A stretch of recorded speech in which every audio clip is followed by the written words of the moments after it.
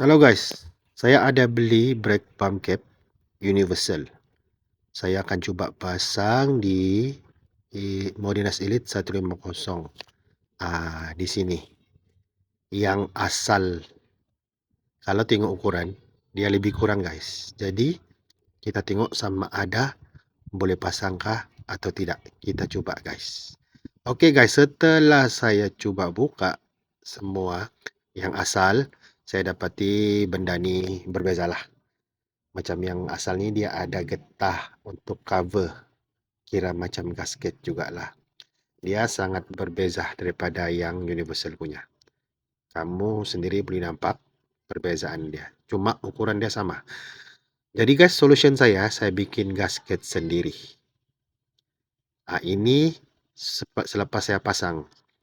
Ini guys, saya sudah test di motor. Saya sudah bawa, saya corner, saya langgar lubang, saya bawa laju.